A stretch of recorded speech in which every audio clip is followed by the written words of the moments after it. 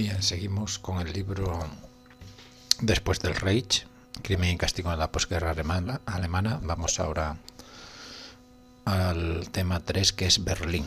Mientras pasaba ayer por la zona que rodea el Tiergarten, pensé para mis adentros, algún día se hablará de mayo de 1945 de la misma manera como se describe el saqueo de Roma. La situación era, por supuesto, distinta de la de 1527, pues Berlín estaba ya medio en ruinas, pero de no haber sido por la demencia de sus defensores, no se habría convertido en el campo de batalla que acabó siendo. Solo ahora, al observar lo que se están llevando los rusos, podemos ver lo rico que éramos. Margaret Bovary, Take the Overlines, Frankfurt del Meno, 1996, páginas 140-141.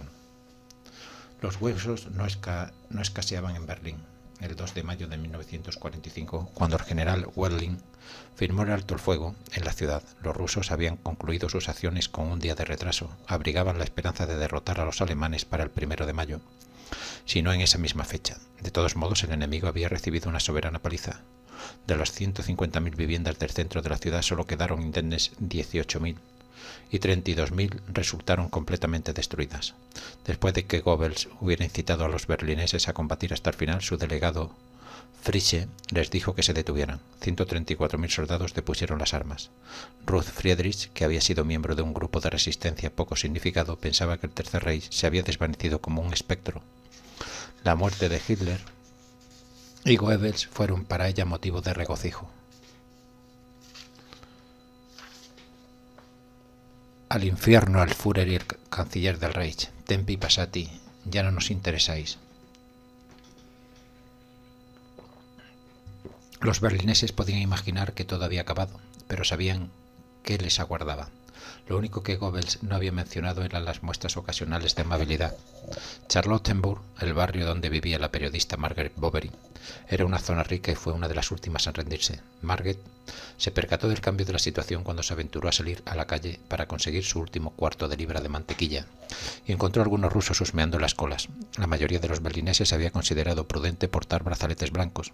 Por primera vez se quejaban abiertamente del partido. Cuando regresó a casa se encontró con que unos soldados alemanes habían irrumpido en el sótano de un vecino para robar ropa de civil. Su intención era marchar hacia el oeste. Nadie deseaba ser capturado por los rusos. Los rusos registraban la ciudad examinando palmo a palmo su nueva presa. El edificio del Reichstag, impotente y en ruinas, se convirtió en el símbolo de la victoria rusa. Había dejado de actuar como asamblea democrática poco después del acceso de Hitler al poder. El mariscal Zhukov añadió su firma a las demás inscritas en los muros de piedra del interior. Bien, aquí hay una noticia. Cuando el arquitecto británico Lord Foster adaptó el edificio para el Bundestag, se conservaron los graffiti más decentes. Las obscenidades, en cambio, fueron eliminadas. Visitas del autor al edificio de Reichstag, véase Financial Times, 9 de agosto del 2002 y 2 de septiembre del 2004. El periodista Konstantin Simonov se paseó alrededor del Tiergarten. Echó una ojeada al interior del zoológico para ver los animales escuálidos que yacían junto a los cuerpos de los hombres de las SS y se fue caminando hasta la enorme torre antiaérea que había combatido hasta el último momento. En su interior se habían organizado orgías alcohólicas mientras se desarrollaba el último acto. Había cadáveres de suicidas por todas partes. En un cubículo encontró a un general de la SS muerto con la guerrera desabrochada y una botella de champán entre las piernas. Se había suicidado junto con su amante, que yacía a su lado vestida con un hermoso conjunto de blusa y falda de color blanco. Siguió hasta la Cancillería del Reich, donde agentes del Servicio de Inteligencia Militar soviético, la Smerch, habían identificado ya los cadáveres de Goebbels. Su mujer y sus hijos, Hitler y Eva Braun, no habían aparecido todavía. Schwerin von Krosigk habló por la radio. El mundo solo puede ser pacificado si se impide que lo anegue la ola bolchevique. Los rusos estaban borrachos y no solo de victoria. Vojna kaput, se acabó la guerra. Y Hitler durak, Hitler es un idiota. El terror comenzó calladamente en Charlottenburg, el barrio de Margaret Bovary. Ich Pistol, clamaban los soldados, du Papier, con lo que querían decir que tenían pistolas y que ningún documento iba a servirles de nada a los alemanes que quieran apoyarse en su condición de propietarios o en su virtud. En esta ciudad no hay nada de su propiedad. Si quieren tomarlo, informaba otra mujer que vivía cerca de Necol, en el sur. Al principio los soldados rusos buscaban relojes de pulsera. Al grito de Uri Uri se apoderaban de ellos, desechando a veces alguna adquisición anterior que sencillamente se había parado y necesitaba que le diesen cuerda. La autora anónima de Una mujer en Berlín vio a muchos soldados del Ejército Rojo con todo un rosario de relojes en sus brazos, a los que daban cuerda continuamente, comparándolos y corrigiendo la hora, movidos por un placer infantil y furtivo. Para los rusos, Berlín, incluso en su estado ruinoso, era la representación de la elegancia.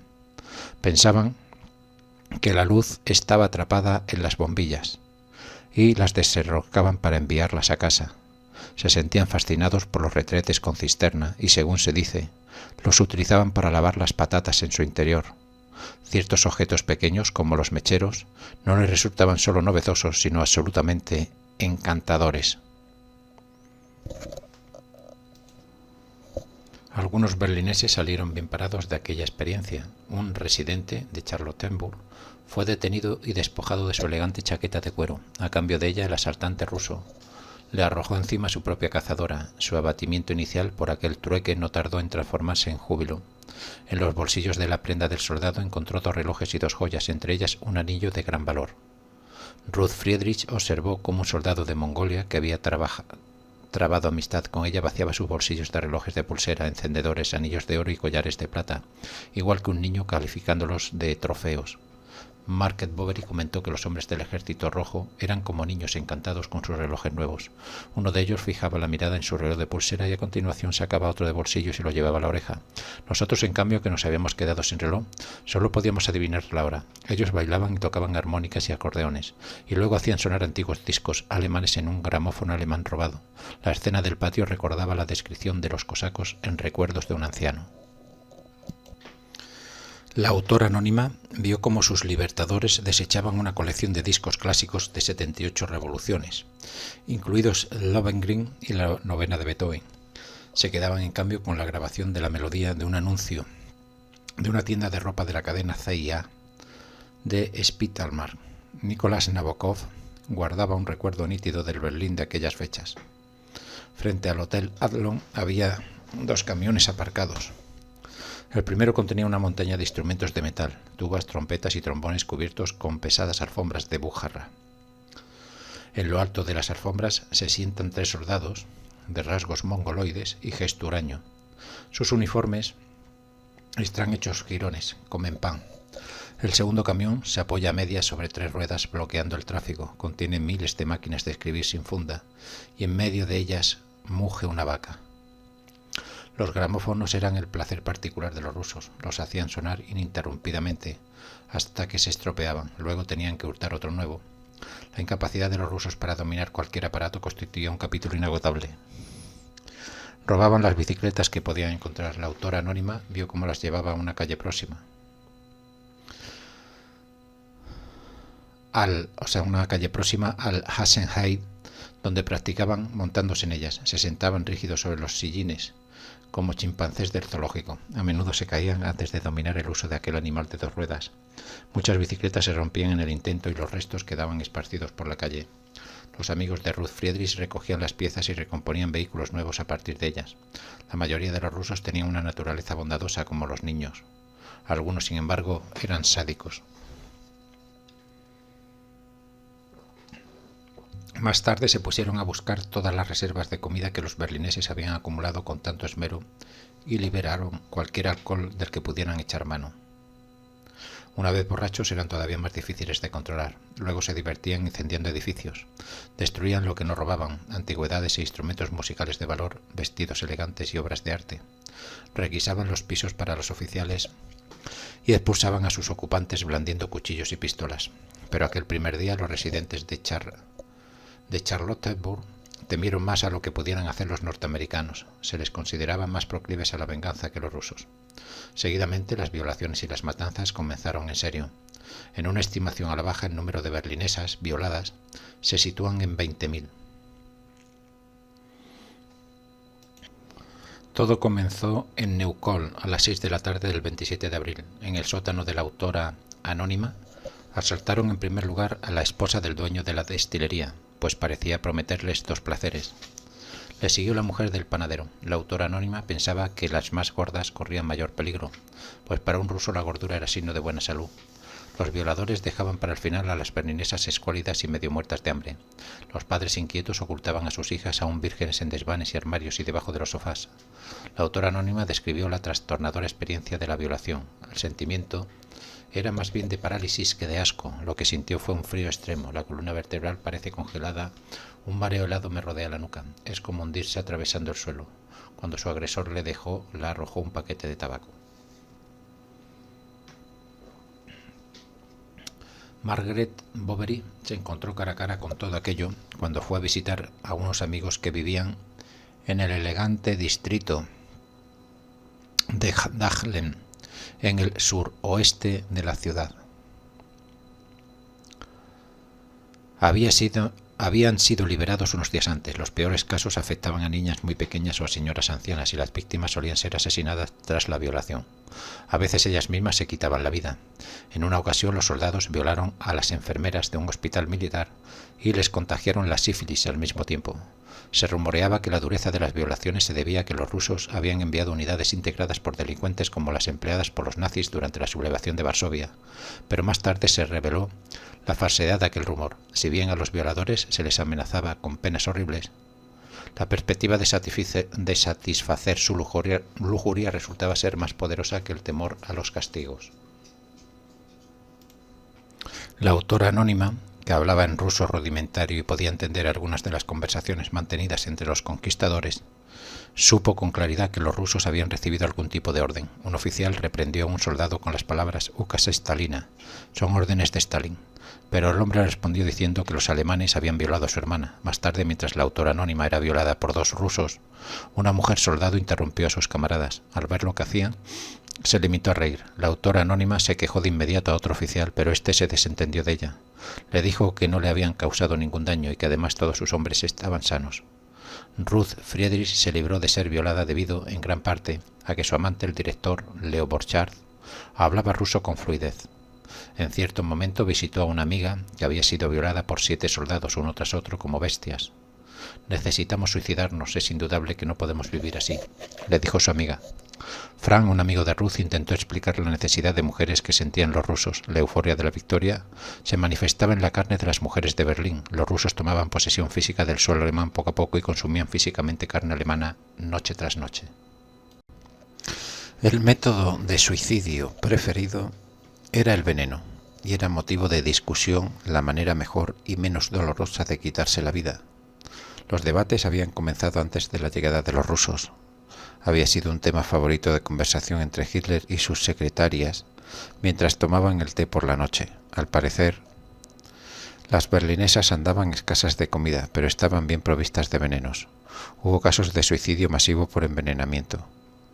El actor Paul Bill y unas 20 personas más se dieron muerte de ese modo, aunque él volvió en sí y vivió 12 años más. Su hija fue uno de los muertos. La autora anónima, en un nuevo testimonio de la incidencia de los suicidios entre los miembros de la nobleza, en especial entre quienes vivían en fincas aisladas en la Marca de Brandeburgo, cita varios casos que muestran hasta dónde podían llegar las familias antiguas para proteger la dignidad de sus hijas. La muerte era preferible a la deshonra. En otros lugares, las violaciones no tardaron en convertirse en rutina y cuando no iban acompañadas de violencia podían acabar siendo motivo de chanza. Surgió una especie de humor negro sintetizado en la expresión «Besser ein Iwan auf dem Bauch». La traducción es «mejor un Iván en el vientre que un americano en la cabeza». Era un modo de expresar que las violaciones eran preferibles a los bombardeos. Una amiga de la autora anónima, viuda, tenía más de 50 años cuando fue violada por un muchacho imberbe que a continuación le dedicó un cumplido diciéndole que estaba considerablemente más dura que las ucranianas. Ella se sintió orgullosa de la observación y la repitió a otras mujeres. Una periodista conocida de Margaret Bovary fue capaz, por ejemplo, de tomarse su violación a la ligera a pesar de haber llorado en el momento de la agresión. Vista en retrospectiva, la historia resultaba muy cómica, con la cantimplora y demás objetos del equipo que obstaculizaban el acto. La inexperiencia del joven y la rapidez con que fue consumado. Margaret comentaba: hasta ahora la gente de clase media nunca había hablado con tanta franqueza sobre sexo. ¿Se siente realmente solidaria con las víctimas? ¿O se trata de simple excitación erótica? En nuestra ciudad huérfana de hombres hay un gran anhelo de amor y existen muchas maneras inconscientes de compensarlo. Su amiga Esbel, víctima también de un violador salvaje que no solo le había fracturado el cráneo, sino que le había arrancado casi todos los dientes, perdió sus remilgos de clase media con aquella experiencia. Estos asuntos se debatían abiertamente por primera vez. Naturalmente hay mucho de lo que reírse.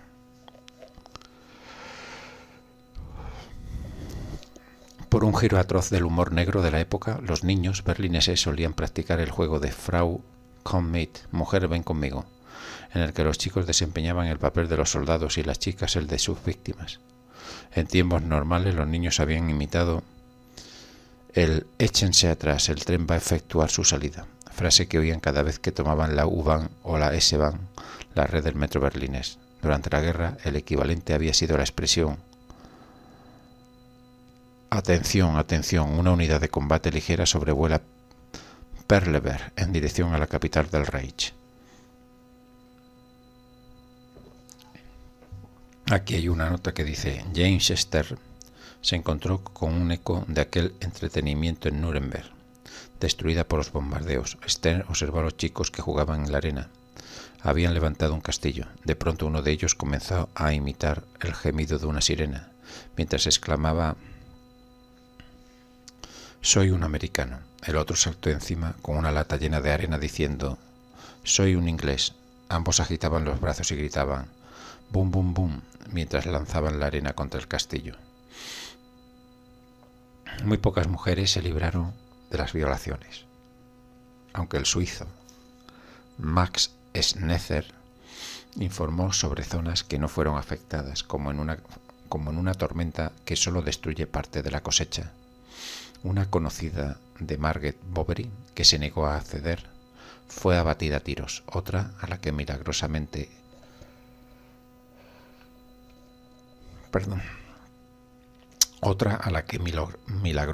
dejaron en paz, explicaba su caso diciendo a la autora anónima que a los rusos no les gustaban las mujeres con gafas. La presencia de niños de muy poca edad enfriaba en ciertos casos el ardor de los rusos. Los sentimientos de los rusos hacia los niños eran bien conocidos, según hemos visto. También se evitaba a las mujeres embarazadas. Los rusos eran tremendamente normales. Y la autora anónima no podía imaginar ni un solo caso en que solicitaran a un varón. En su bloque de pisos vivía una lesbiana que se vestía de hombre y nunca fue acosada. Los hombres no servían de mucho. En algunos casos decían a sus mujeres que actuaran con serenidad para no poner en peligro sus vidas. Algunos, en actitud caballerosa, aunque ineficaz, intentaban interponerse entre los violadores y sus esposas, como un ario que había protegido a su mujer judía a lo largo de la guerra y murió desangrado mientras la violaban. Se traficaba con estrellas de David que se vendían a 500 marcos del Reich, pero en definitiva a los rusos les preocupaba muy poco que la mujer fuera judía o que la casa que saqueaba tuviera un dueño judío. Al fin y al cabo, no habían ido a la guerra para proteger a los judíos. A veces la presencia de un marido resultaba disuasoria, pero constituía un riesgo, en especial si el soldado estaba borracho. Leo Borchardt, que hablaba ruso, consiguió salvar a una muchacha diciendo que era hija suya. Estaba bebiendo aguardiente con los rusos y de ese modo pudo proteger a las mujeres de su cuadrilla, mientras en los sótanos las víctimas chillaban como cochinillos empalados. Los hombres tienen mala prensa en los relatos contemporáneos, pero el hecho de ver u oír se violaba a la mujer amada y ser incapaz de impedirlo debió de ser una experiencia castradora. Un hombre que había presenciado cómo su mujer reía, bebía y dormía con los rusos, la mató y luego se suicidó de un disparo. Otros se atormentaban con reproches por su pasividad en el momento de la agresión. Las mujeres se lamentaban de que sus maridos las desdeñaban después de la experiencia, pero a su vez muchas mujeres se volvieron frígidas tras haber sido violadas y rechazaban a sus maridos y amantes. El hecho de que las víctimas hablaran con otras mujeres sobre sus experiencias mientras sus maridos podían escucharlas no facilitaba seguramente las cosas. Las berlinesas, perspicaces, pronto aprendieron que era más inteligente ceder y recibir a los rusos de uno en uno que tener que soportar el horror de una cuadrilla de violadores. Las más inteligentes encontraban un oficial, un lobo para protegerlas de otros lobos, y del máximo rango posible en la jerarquía militar. Se convertían en su sombra inseparable. A cambio de favores sexuales podían pedir cualquier agresión de la soldadesca corriente. Esto es lo que ocurrió en Clay Macho con una joven de 18 años que había sido violada 60 veces. Encontró a un capitán y la dejaron en paz. La berlinesa anónima hizo lo mismo. Tras unas contadas grescas con varios soldados, encontró a un teniente comprensivo y finalmente a un comandante que quería más compañía que sexo. La autora describió la sensación de dicha al estar acostada a su lado sin ningún temor. Cuando más tarde le plantearon la pregunta habitual sobre el número de veces que lo había hecho, no pudo concretar con certeza. No tengo ni idea, me tuve que abrir camino a lo largo de la jerarquía hasta llegar a un comandante. Incluso aquellas que al volver la vista atrás bromeaban sobre las violaciones acabaron con los servicios destrozados. Con los nervios destrozados por las agresiones nocturnas. Según descubrió Margaret Bovary, la mayoría de los violadores de Charlottenburg eran simples soldados que dormían a la intemperie en el parque. El comportamiento de quienes habían sido alojados adecuadamente era mucho mejor. Margaret recurrió a los somníferos para usar la noche y no se despertaba cuando los rusos llamaban a su puerta. Solo oía las lúgubres noticias por la mañana de boca de los vecinos. Las violaciones continuaron todo el tiempo que los rusos tuvieron Berlín para su uso y disfrute, pero se redujeron acusadamente a partir del 4 de mayo. Una vez satisfecha la lujuria inicial, algunos rusos al menos buscaron mayores refinamientos. La señora Zetterberg, la hermosa periodista amiga de Margaret Bovary, fue internada en un hospital durante un tiempo después de una sesión de 2 horas con un chofer ebrio. Otra conocida sufrió una agresión especialmente desagradable. Margaret nos ahorra los detalles, pero nos recuerda el verso de la emperatriz Teodora, quien lamentaba que Dios le hubiese dado solo 4 vías para satisfacer su lujuria. Aunque muchas berlinesas no se vieron forzadas hasta el extremo de quitarse la vida, las violaciones tuvieron consecuencias inevitables en forma de enfermedades y embarazos. El 18 de agosto, Ruth Friedrich observó que al cabo de 6 meses habría una epidemia de bebés que no sabrá quiénes son sus padres, que serán producto de la violencia, concebidos en el miedo y paridos con horror. Se les permitirá vivir. Algunos de esos niños no deseados serán depositados en un hospicio de Wilmersdorf. En 1946 se calculaba que 1 de cada 6 niños nacidos fuera del matrimonio tenían padres rusos. Por aquellas fechas, la vida de una mujer consistía en parte en afrontar la sífilis y la gonorrea sin antibióticos. El 10% de las víctimas de violación acababan contagiadas y los antibióticos costaban el equivalente a 2 libras de café. Al final, los rusos decidieron tratar ellos mismos a la población local. La mayoría de los nacimientos de niños rusos no deseados fueron abortados, aunque corrió el rumor de que Stalin había prohibido a las mujeres deshacerse de sus hijos porque deseaba ver un cambio en la composición racial. El aborto era un acto violento que solía realizarse sin anestesia y tenía un coste aproximado de 1.000 marcos. Muchas mujeres se lo practicaban a sí mismas con consecuencias inevitables. Aunque la incidencia de aborto resultó masiva, se calcula que llegaron a ver la luz del día entre 150.000 y 200.000 bebés rusos. A pesar del terror y las violaciones, en ocasiones también se producían episodios de afecto entre los conquistadores y las mujeres de Berlín, desprotegidas en buena medida durante aquellos primeros días. Margaret Bovary cuenta la historia de una cena improvisada en la que unos soldados rusos, a quienes ella y sus amigas habían ofrecido una comida a base de nabos, les devolvieron el favor y se presentaron llevando vino normal y espumoso, pan y otros comestibles e informaron a las mujeres sobre la probable partición del país en zonas de ocupación. Estas muestras de generosidad fueron una experiencia común. Según la autora anónima, les encanta representar el papel de Papá Noel. La amenaza diaria de violación no desapareció hasta la llegada de los aliados occidentales en julio, y cuando las autoridades soviéticas constataron que influían negativamente en sus posibilidades de éxito político entre la población civil. Cuando se celebraron las primeras elecciones libres, se vio con claridad que el Ejército Rojo no había conquistado los corazones y las mentes, y que los berlineses, al igual que los vieneses, deseaban cualquier cosa menos un régimen comunista de inspiración moscovita. En el momento de su regreso, en el mes de septiembre, Ursula von Kardorff calificó Berlín de ciudad carente de erotismo. Las mujeres de más de 30 años parecen viejas, frustradas y tristes. El maquillaje apenas disimula. El grito de "mujer, ven aquí", que había resonado por toda la ciudad, cuando los vencedores reclamaban su derecho a violar, saquear y disparar, sigue resonando en todos los oídos. Úrsula escuchó su dosis correspondiente de historias de violación, como la de una muchacha de su clase social forzada por 5 rusos y abandonada por su prometido, miembro de la nobleza, y de una amiga de Zellendorf, que se ocultó de los rusos tras un montón de carbón, pero que fue delatada por otra que intentaba proteger a su hija. La amiga de Úrsula fue violada por 23 soldados y a continuación hubo que practicarle una sutura. Nunca más pudo imaginarse manteniendo relaciones sexuales con un hombre. Úrsula escuchó otra anécdota acerca de una chica que había tomado como amante a un soldado inglés. Cierto día señaló a un soldado alemán vestido con harapos, le acusó de haber prolongado la guerra y lo abofeteó. El soldado inglés dio unos cigarrillos al soldado y abandonó a la chica de inmediato. Los soviéticos toman el control. La paz llegó oficialmente a Berlín el 8 de mayo. A pesar del terror de las 2 semanas anteriores, Ruth Friedrich seguía mostrándose optimista.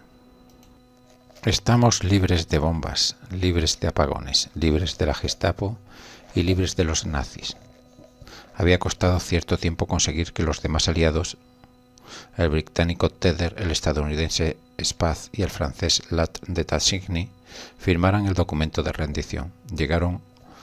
Aquí hay una nota, dice: Kai Schumbersby, la amante de Eisenhower, se encontraba allí y entrevió a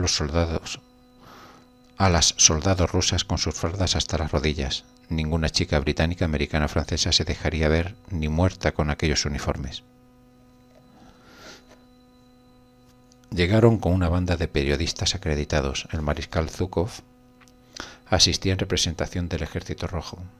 Los representantes del bando alemán fueron el mariscal de campo Keitel, el almirante von Friedeburg y el general de aviación Stumpf. Aquella fue la última intervención pública de Keitel antes de los juicios de Nuremberg. El acto se celebró en el cuartel general soviético, una antigua escuela de ingenieros militares de Kalchort, al este de la ciudad. A las 22 horas, medianoche en Rusia, se permitió la entrada a la delegación alemana. Keitel, con aspecto de Boris Karloff, entregó un documento firmado por Dönitz que confirmaba la rendición incondicional acordada en Reinos del día anterior. Se dice que al firmar el documento de los aliados, Keitel tembló y se le cayó el monóculo. Los alemanes fueron despachados de nuevo antes de que se ofreciera una cena a los plenipotenciarios de los aliados. Para entonces era ya 1 de la madrugada, hora de Rusia.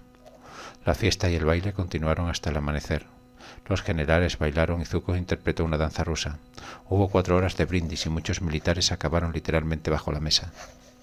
Cuando la celebración llegaba a su fin, hubo un intenso cañoneo que algunos berlineses malinterpretaron e imaginaron que la guerra volvía a empezar. Los soviéticos sabían dónde encontrar vino. Se había localizado 65.000 botellas de clarete, junto con otras más, para esa finalidad. Las habían tomado de un sector tapiado de los sótanos del mejor hotel de Berlín, el Adlon. El destino del hotel quedó sellado con el descubrimiento de la bodega. Unos camiones rusos acudieron para llevarse su contenido y pronto estalló un incendio que destruiría uno de los pocos edificios de su calle que habían sobrevivido al conflicto. Los exiliados moscovitas regresaron en 3 oleadas. En primer lugar, el grupo de Ulbricht, que llegó el 27 de abril siguiendo el primer frente bielorruso, luego el de Ackermann, llegado a continuación el 1 de mayo tras los pasos del segundo frente bielorruso, y en tercer lugar los hombres de Gustav Sobotka, que aterrizaron en Mecklemburgo el 6 de mayo. El grupo de Ulbricht representaba la élite de los moscovitas. Habían sido alojados en el Hotel Lux de Moscú. 10 de ellos fueron devueltos a Alemania en vuelo aéreo cuando los rusos avanzaban sobre su presa. Aterrizaron en Brummel, a 30 kilómetros al este de Berlín, en la hermosa mañana primaveral del 1 de mayo. Cuando el Ejército Rojo concluyó sus operaciones en la capital, una alemana les habló de las violaciones generalizadas que habían acompañado al avance soviético. Los moscovitas desestimaron sus afirmaciones calificándolas de fantasía. Más tarde, Walter Ulbricht admitió que tales hechos podían haber ocurrido, pero no estaba dispuesto a debatir el asunto. Cualquier concesión ante estas emociones está sencillamente fuera de lugar desde nuestro punto de vista. Ulbricht no aclaró si quería decir que aquellas cuestiones eran triviales o si no tenía poder suficiente para enfrentarse a las autoridades soviéticas. Ulbricht puso de relieve ante sus colegas cuál era la tarea que tenían por delante. Debían crear células. Nuestra labor será la creación de instituciones alemanas para el autogobierno en Berlín. El grupo se dirigió a la capital. Ante sus ojos apareció un cuadro infernal. Observaron que las mujeres reunidas en torno a las bombas de agua, con sus brazaletes blancos y rojos, confirmaban su carácter pacífico y su amistad con la Unión Soviética. Ninguno llegó a dudar en absoluto que el rojo había sido tomado de la sobreabundancia de banderas con esvástica. A los moscovitas se les había encomendado la tarea de encontrar medios de proveer de alimentos a los supervivientes. Se trataba de un cometido propagandístico, pues había que ganar sus corazones y sus mentes. Las raciones previstas para los alemanes eran similares a las que se suministraban en la URSS, de 300 a 600 gramos diarios de pan. No solo querían saber dónde conseguir comida y agua, sino que además Ulbricht ansiaba obtener información sobre los lugares de la ciudad donde se habían ocultado sus camaradas. Hasta 1933 los comunistas habían competido por la supremacía en el país. En noviembre del 32, en las últimas elecciones libres celebradas en la Alemania de Weimar, habían conseguido 100 escaños frente a los 196 de los nazis. Algunos habían pasado luego al NSDAP, convirtiéndose en nazis bistec, pardos por fuera y rojos por dentro. Otros se habían limitado a guardar las formas, otros más habían pasado a la clandestinidad y muchos acabaron en campos de concentración. Según Ulbricht, estos hombres proporcionarían el material que necesitaba para constituir su administración. Algunos comunistas eran claramente unos rebeldes primarios.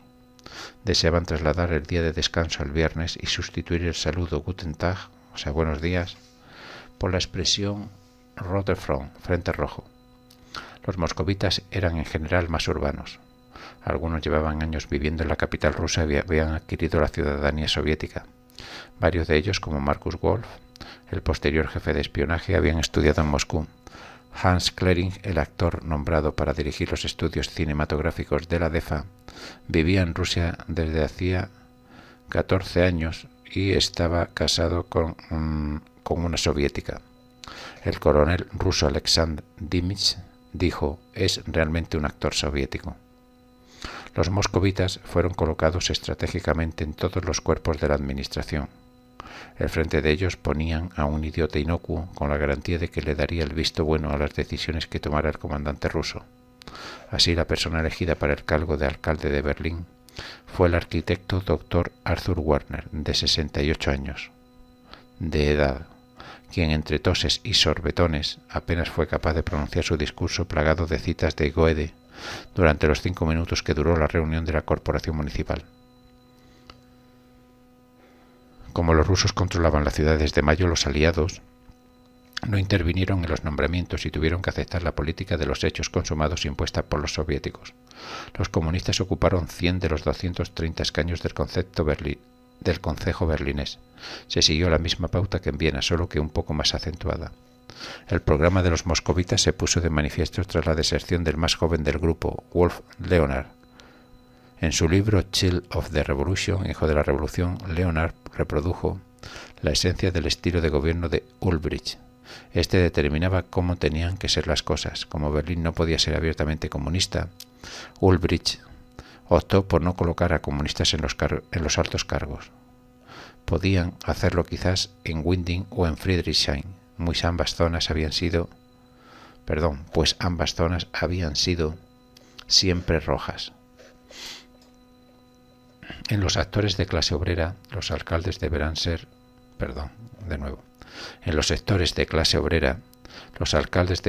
por norma, socialdemócratas, y en los distritos de clase media, Zehlendorf, Wilmersdorf, Charlottenburg, etc., necesitamos hombres de origen burgués, antiguos miembros del Zentrum, un partido católico, del Partido Demócrata o del Partido del Pueblo Alemán. Es preferible que posean un doctorado y un pasado antifascista y estén dispuestos a colaborar con nosotros. También se atendía a los colegas de los alcaldes. El primer teniente de alcalde, el jefe de personal y de la administración y el encargado de la educación deben ser de los nuestros. Tenéis que encontrar también un camarada que sea totalmente de fiar. Él será quien se encargue de la política. Tiene que parecer demócrata, pero todo lo verdaderamente importante debe estar en nuestras manos. Ulbricht se hallaba tras la designación del Dr. Werner cuando dio a conocer su nombre por primera vez. Sus colegas moscovitas, Maron, Kircher y Winzer, no se mostraron muy entusiasmados. Werner era demasiado anciano y se sospechaba que no estaba del todo bien de la cabeza. ¿Qué importa?, replicó Ulbricht. Nuestro hombre será el teniente de alcalde. De ese modo, el acomodaticio Werner pasó a ser el primer alcalde de Berlín, con Karl Maron como su segundo, aunque con una extrema reticencia por su parte, pues ansiaba ser el mandamás.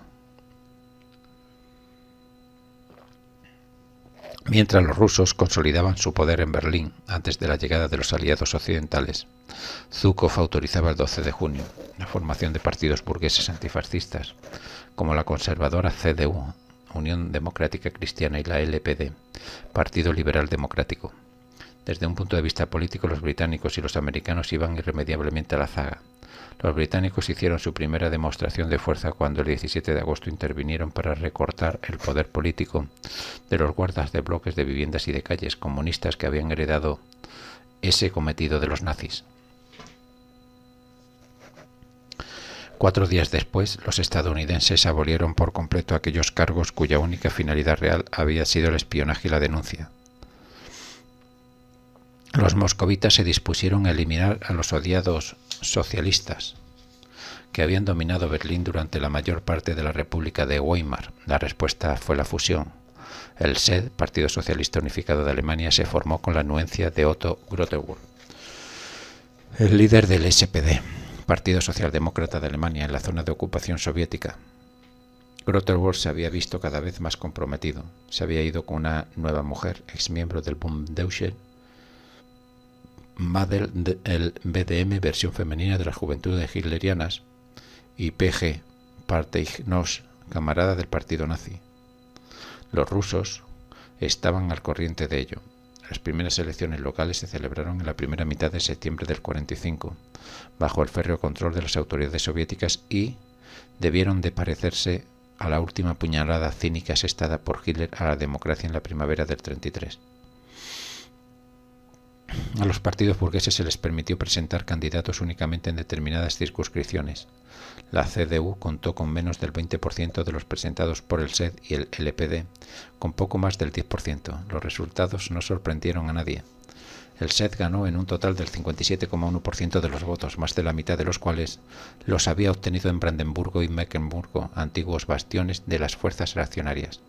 Kurt Schumacher, que lideraba el Partido Socialista en las zonas occidentales de Alemania, se indignó al saber que los soviéticos habían castrado el SPD. Los socialistas no fueron vencidos tampoco en los sectores occidentales de Berlín. En marzo del 46, la llamada a unirse al SED recibió el rechazo del 82,2% de los socialistas que no fueron consultados en el este. Los socialdemócratas alemanes habían rechazado un sistema pensado para Alemania y dado los primeros pasos hacia la creación de un Estado al margen de la zona de ocupación soviética. Dado que casi todos los hombres de edad apropiada habían muerto o se hallaban en paradero desconocido o internados en campos de prisioneros, los aliados crearon una gerontocracia, echando mano de políticos contrastados y confirmados en la República de Weimar. que se había mostrado impotentes durante el periodo nazi. Las cabezas de la CDU en Berlín, por ejemplo, eran Schiffer y Kurz. Este último era un ambicioso anciano de 70 años.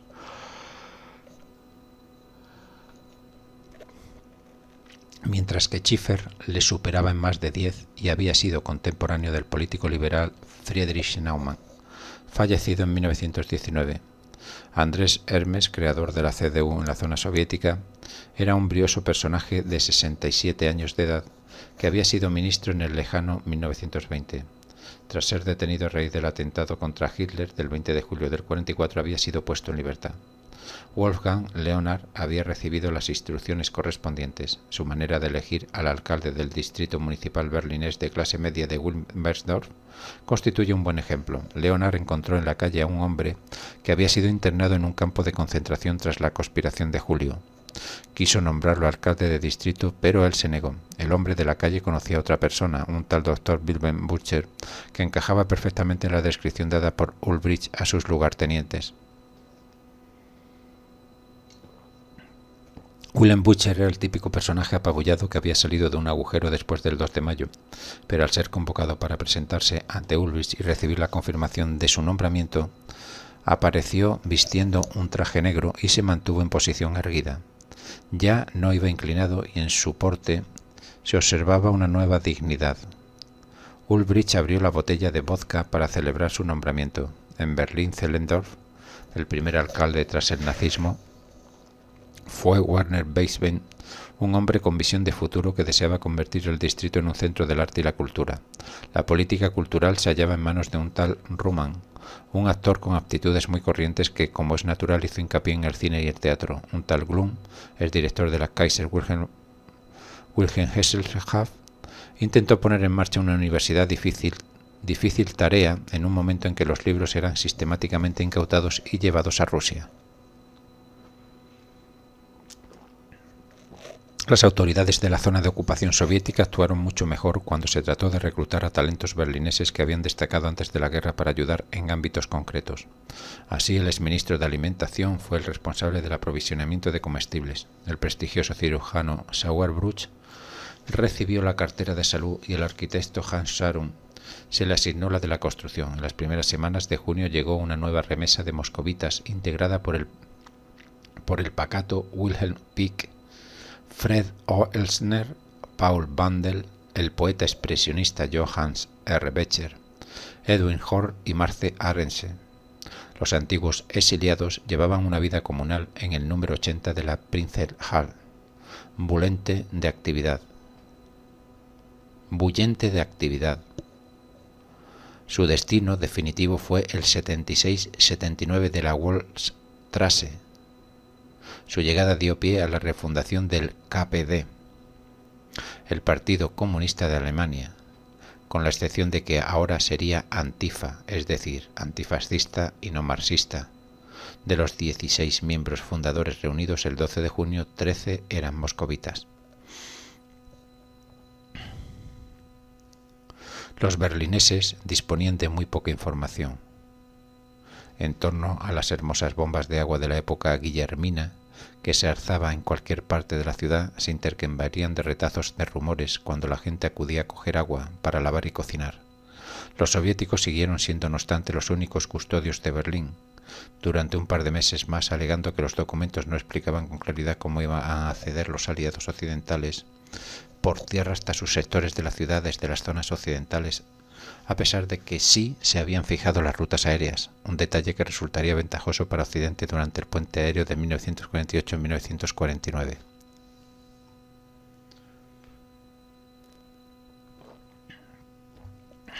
Los soviéticos dividieron el mundo que ellos habían conquistado en dos categorías, nazis y no nazis. De pronto el número de personas dispuestas a admitir que habían formado parte de los 9 millones de hitlerianos comenzó a reducirse. En Wannsee, por ejemplo, el primer censo de la posguerra acreditó la existencia de solo 80 miembros. En julio esa cifra se había elevado a 1000, debido en gran parte a las denuncias. Los camaradas del partido se hallaban en desventaja dentro de una situación que era ya desesperada. No recibían víveres y tenían que dedicar la jornada al shipping, la labor de desescombro y desmantelamiento de las industrias para su transporte a Rusia. Los sospechosos políticos tenían que reunirse en las oficinas de empleo. A las 7 de la mañana se enviaban cuadrillas para descombrar, sepultar cadáveres, limpiar calles y alcantarillas y preparar ladrillos para la reconstrucción. Corría el rumor de que los denominados Alte Kämpfer, viejos luchadores, las personas que ingresaron en el partido antes incluso de que Hitler llegara al poder, recibían el peor trato y tenían que realizar las tareas más extenuantes a cambio de pan y agua. Trabajaban duro. Margaret Bovary contó que los montones de escombros, resultado de 4 años de bombardeo, habían sido retirados de las calles 10 días después de la caída de Berlín. Las mujeres realizaron una vez más el mayor esfuerzo. Las desescombradoras formaban cadenas con cestos que llenaban de ladrillos rotos y mortero. Los pocos hombres que intervenían en la limpieza solo trabajaban cuando el supervisor ruso cumplía su cometido de vigilar. Los rusos se apresuraron en crear una infraestructura en Berlín. Se establecieron instituciones financieras y culturales, se organizaron encuentros deportivos. El horario se hizo coincidir con el de Moscú, por lo que a medianoche aún había luz diurna. El 13 de mayo volvió a funcionar una línea de autobús y el 14 partió el primer metro desde la caída de Berlín. Los aeródromos fueron pavimentados de nuevo y puestos en funcionamiento. Las autoridades soviéticas trataron con consideración a los peticionarios que acudían a ellas, con el deseo de crear empresas de servicios esenciales. Se animó a los panaderos a volver al trabajo y se les prometió harina para que pudieran realizar su labor. El 16 de mayo, la autora anónima de una mujer en Berlín fue adscrita a un oficial ruso que había sido enviado para volver a poner en funcionamiento el sistema bancario.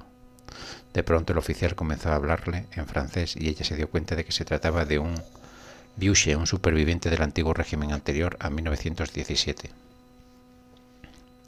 Las autoridades soviéticas se mostraban severas con los PG. Ya hemos dicho que los PG son los miembros, miembros o ¿cómo se llama? Simpatizantes de el camarada del partido nazi, perdón. Los PG son los Parteignose, camarada del partido nazi.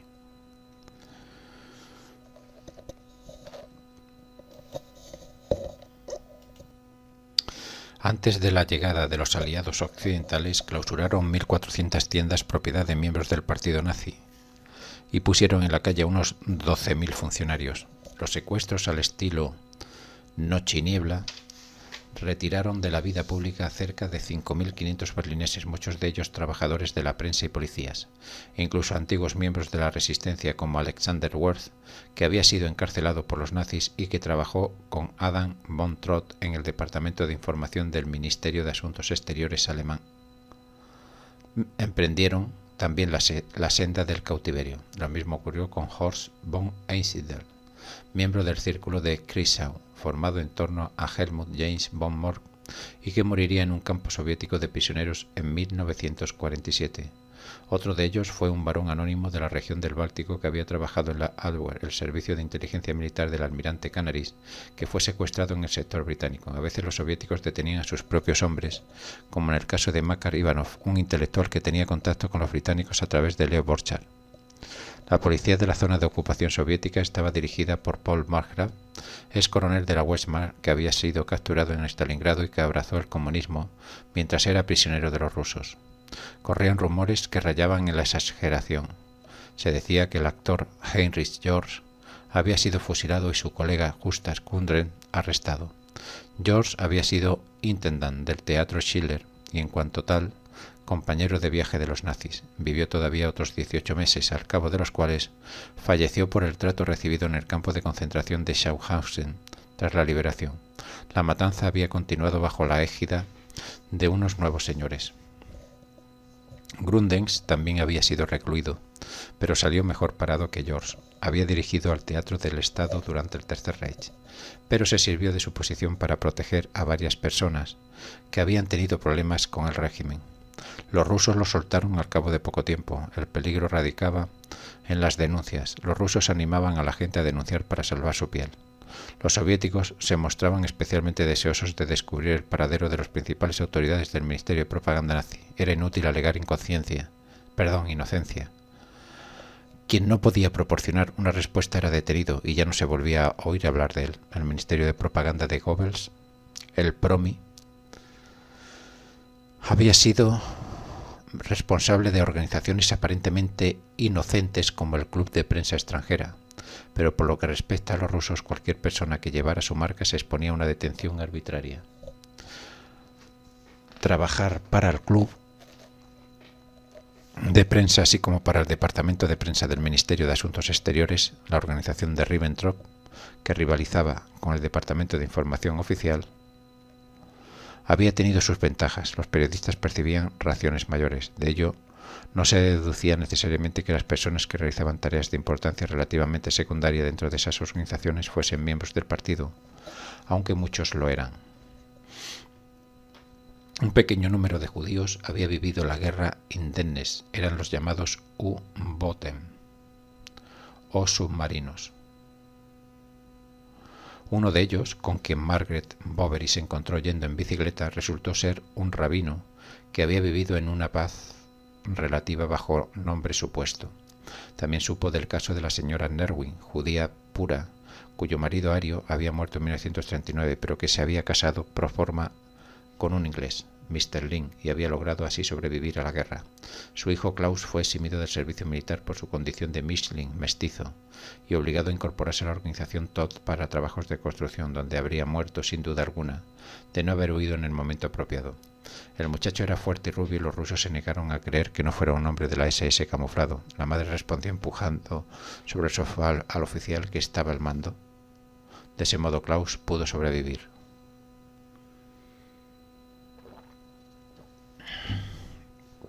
George Clark, un judío vienés que vestía uniforme británico, encontró a otra judía que había sobrevivido a la guerra porque su marido ario se había negado a divorciarse de ella. El marido había sido director de un colegio berlinés de segunda enseñanza. Los nazis lo expulsaron del cargo y se vio obligado a trabajar como viajante de comercio. A continuación llegaron los rusos. Él se negó a entregarles su bicicleta y fue abatido a tiros. Más tarde los rusos se aplicaron con sumo interés a utilizar a todos los judíos que pudieron encontrar para cubrir puestos relevantes en la ciudad. El maquinista Walter Bress fue colocado al frente de un hospital. A los últimos judíos berlineses se les dijo alojó en el hospital judío de la Iranisch-Straße. Entre ellos había unos 20 informadores que habían sido protegidos por la Gestapo, así como otros 800 judíos privilegiados, casados con mujeres gentiles. En una fecha tan temprana como el 6 de mayo, el rabino Kahan ofició un servicio religioso en el hospital. 5 días después se celebró el sábado en el cementerio judío de Weissenhens. El 21 de junio tuvo lugar una velada cultural judía en la sinagoga de la Levetzow-Straße. Aquel mes las autoridades soviéticas nombraron al dentista Moritz Blum primer jefe del Consejo de Gobierno, judío, con sede en las ruinas de la antigua sinagoga de la Oranienburger Straße. Subsistencia. La comida constituía una obsesión para todos los berlineses. Tras haber sido expulsadas del alojamiento donde habían pasado las últimas semanas de la guerra, Ruth Friedrich y sus amigas se trasladaron a una casa abandonada con la esperanza de encontrar comida. Todo lo que había allí eran unas cebollas. Más tarde encontraron un escondrijo con polvos para hacer sorbetes con minolas y cubitos de caldo. Su amigo mongol no se sintió impresionado cuando acudió a visitarla. No obstante, con la ayuda de los rusos mataron una vaca. Mientras troceaban el animal en piezas manejables, observaron estupefactas a gente que salía de agujeros prácticamente en el suelo, llevando cubos en las manos y suplicando por una tajada de aquella carne sangrante. «Dadme el hígado, dadme la lengua», gritaban. Los rusos suministraron algo de comida desde el primer momento.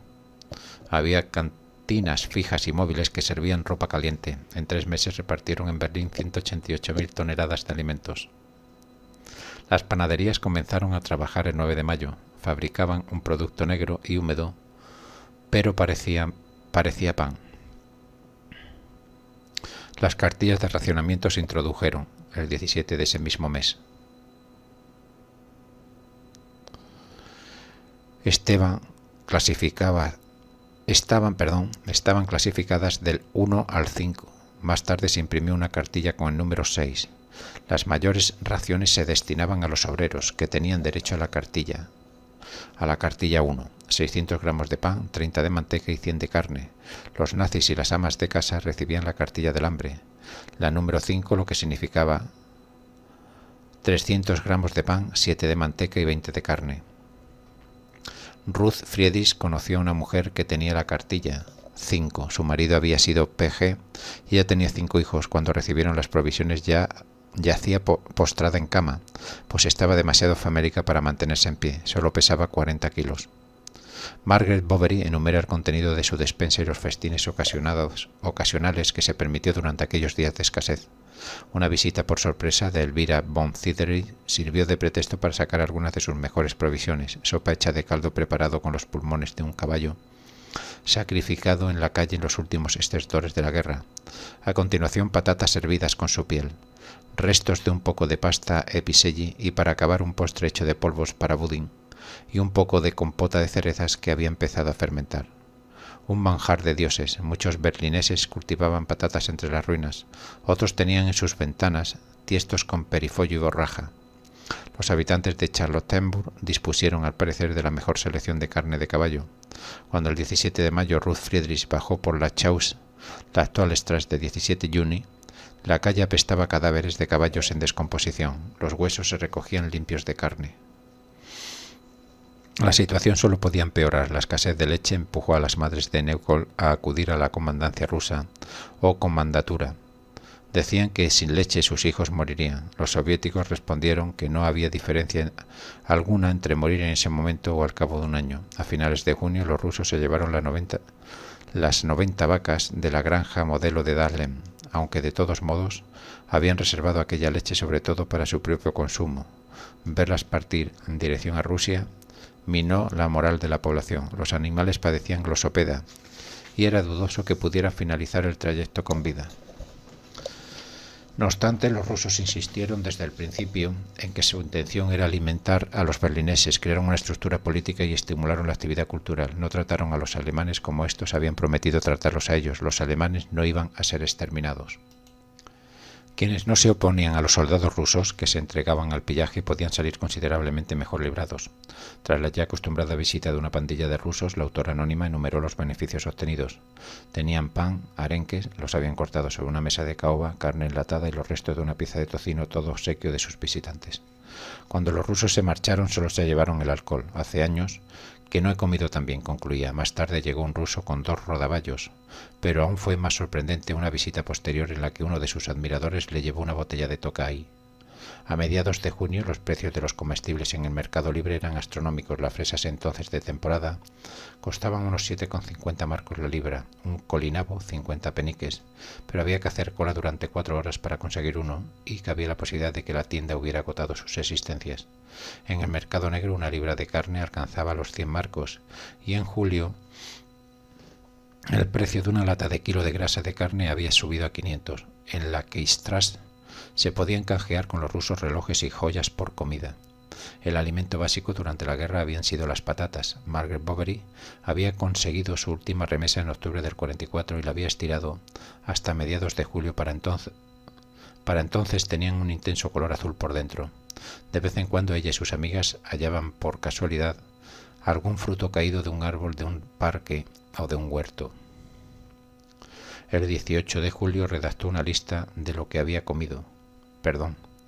El 18 de julio redactó una lista de los que había podido conseguir aquel mes hasta el momento: 2 colinabos, una pequeña lechuga, 250 gramos de grosellas, 600 gramos de azúcar, 300 gramos de carne a cambio de cupones por valor de 500.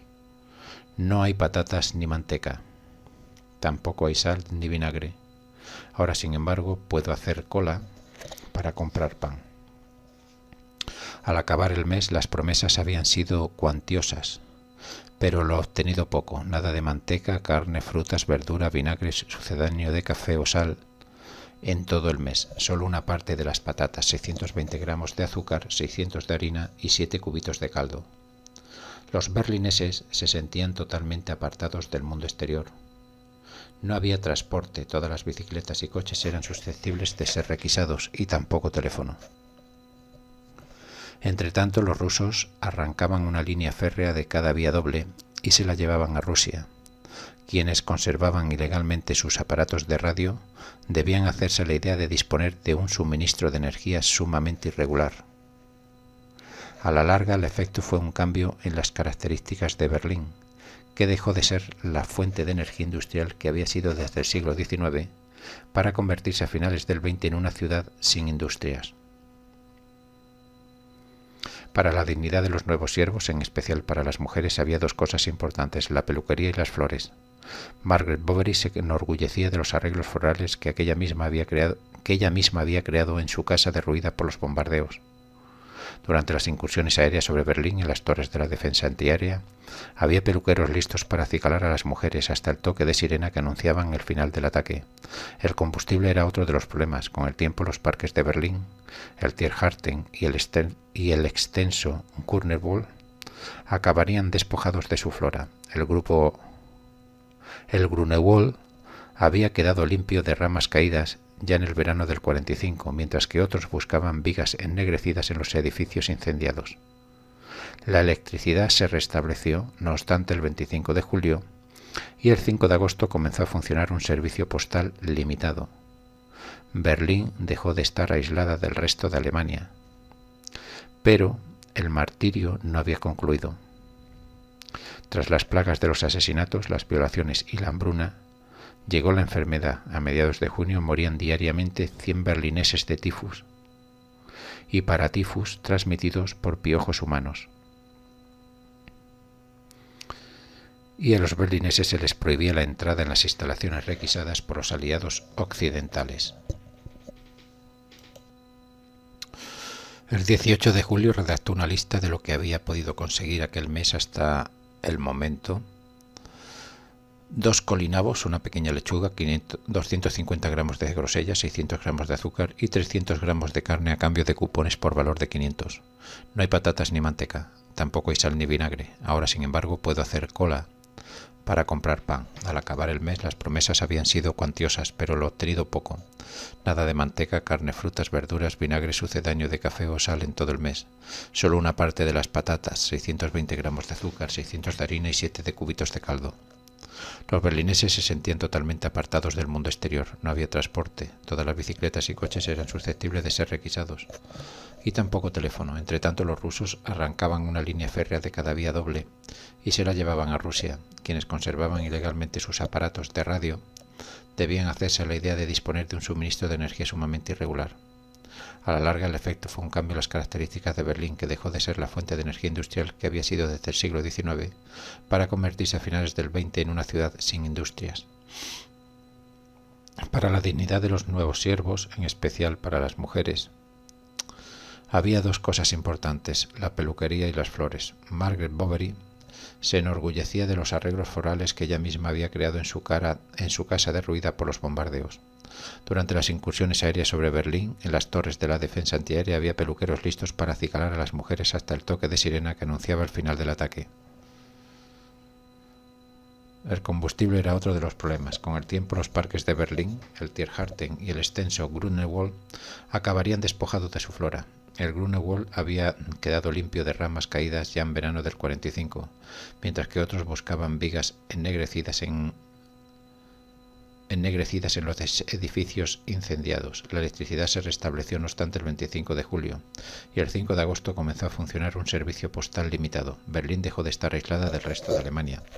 Pero el martirio no había concluido. Tras las plagas de los asesinatos, las violaciones y la hambruna, llegó la enfermedad. A mediados de junio morían diariamente 100 berlineses de tifus y paratifus transmitidos por piojos humanos, y a los berlineses se les prohibía la entrada en las instalaciones requisadas por los aliados occidentales.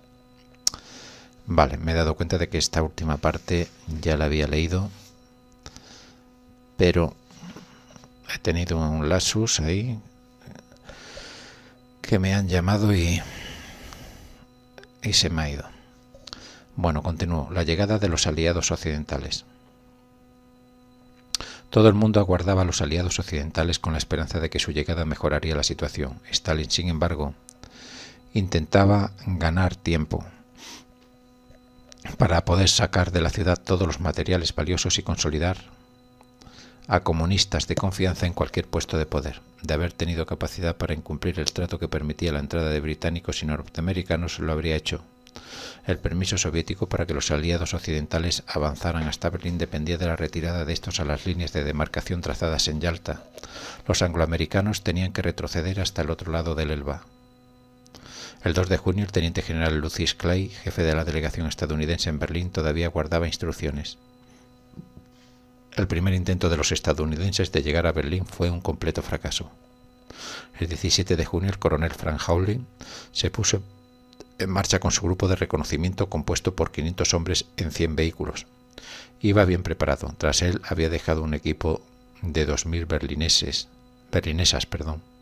con formación universitaria que debían ser sus secretarias en la ciudad, y tras comprar un Horch Roadmaster, el mejor coche de Alemania, lo había decorado con la bandera estadounidense. Al cruzar el Elba en Dessau, en su Horch, las autoridades soviéticas insistieron en que redujera su convoy y continuara con solo 37 oficiales en 50 vehículos. El convoy, escribió Hawley más tarde, llegó con una escolta soviética a Belzburg, una especie de Hollywood alemán, próximo a Potsdam, donde se le obligó a detenerse y regresar finalmente al oeste. A Hawley se le permitió ir a ver el futuro aeropuerto americano de Tempelhof. Nadie más fue autorizado a salir de los coches. Hawley volvió visiblemente enojado a un palacio cercano a Halle. Caballeros, dijo a sus oficiales, nunca conseguiremos ir a Berlín. El 29 de junio, Clay y su homólogo británico, el general Sir Ronan Wilkes, junto con los asesores civiles Robert Murphy y Sir William Strang, aterrizaron en Berlín para debatir planes con el mariscal Georgi Konstantinovich Zhukov. En aquella reunión se fijaron las precarias líneas terrestres que se convertirían en las rutas de acceso de los aliados a la ciudad hasta 1989. El 1 de julio, Hawley realizó otro intento de llegar a Berlín acompañado de 85 oficiales y 136 soldados. Esta vez lo consiguió, aunque los rusos no le recibieron ni mucho menos con los brazos abiertos, cuando comenzó a izar la bandera de las barras y estrellas en el sector estadounidense. Hawley afirma que los americanos celebraron su llegada con una pelea a puñetazos con los rusos en un restaurante. Un comandante polaco-americano derribó al parecer a 6 de sus aliados rusos. Era evidente que las actitudes habían comenzado a cambiar. Los alemanes no parecían ser, después de todo, unos desalmados, y los rusos no eran exactamente el tipo de gente que uno querría tener como aliada. Resumiendo sus sentimientos iniciales acerca de ellos en 1945, Hawley recordaría que los había considerado unos tipos grandotes y divertidos que tocaban la balalaika, trasegaban cantidades prodigiosas de vodka y disfrutaban montando grescas en el cuarto de estar. También los británicos realizaron un intento el 1 de julio, pero se les informó de que el puente de Magdeburgo estaba cerrado. Encontraron otro y se colocaron en Berlín, pero su entrada en toda regla se retrasó todavía hasta el día 4. Algunos oficiales recordaban más tarde la conmoción que les produjo ver los lagos de los prósperos barrios occidentales llenos de cadáveres, de mujeres que se habían suicidado tras ser violadas. Faltaban todavía varias semanas para que los angloamericanos lograran imponer una verdadera presencia militar, a pesar de que Ruth Friedrich sostiene que vio a un estadounidense en la Trollstrasse de Steglitz el día 3 de julio. La principal angloamericana llegó el viernes 6 de julio tras haber retirado sus tropas de las comarcas en disputa de Sajonia, Turingia y Mecklemburgo, para gran desilusión de sus habitantes. El Consejo de Control había sido creado en noviembre del 44 y su sede iba a ser un Berlín ocupado de manera conjunta. De momento nadie sabía cómo iba a gestionarse la situación. ¿Habría controles en los sectores? ¿Se iba a entregar pasaportes a los berlineses? Se acordó que la presidencia de la comandatura fuese rotatoria. Al parecer, Zhukov informó a los norteamericanos de que no garantizaría víveres a los berlineses, pero los asistentes a las conferencias de los aliados estuvieron bien atendidos.